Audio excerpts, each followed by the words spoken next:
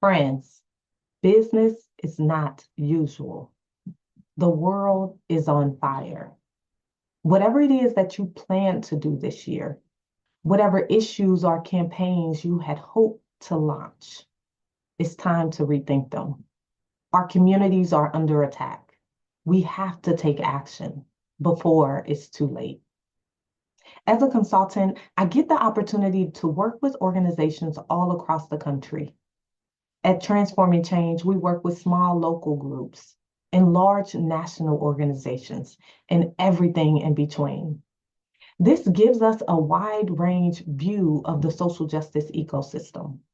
And one of the things we are noticing right now is that there are a lot of organizations struggling to shift their priorities to respond to the need of this moment.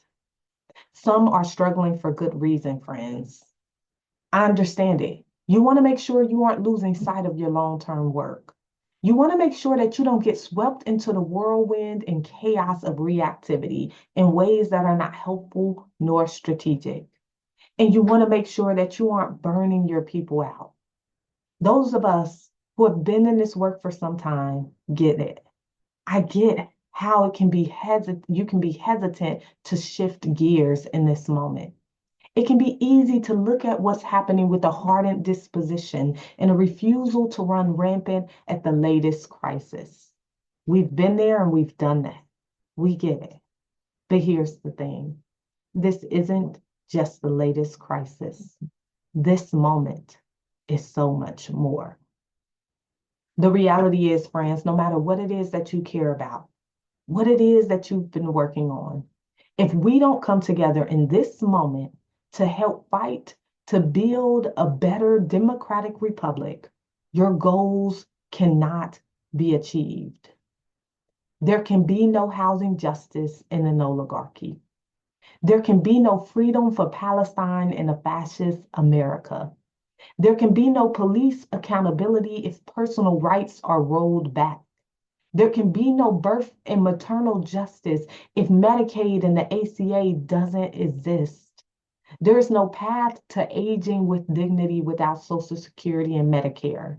There is no economic justice without labor rights and consumer protections. We cannot fight for equity in education if teachers are laid off and schools are defunded. There is no closing the racial wealth gap if FAFSA ceases to exist and higher education again becomes accessible only to the wealthiest among us. There can be no path to justice and equity if our courts and Congress are both so thoroughly corrupted that they fail to rein in the tyranny of the president and instead hand him more and more power until finally America becomes a dictatorship. There's no justice if the press is not free to scrutinize those with power and bring attention to the pain of the people. There is no justice possible in a world where protesting and the freedom to assembly is being legislated away in state houses across the country.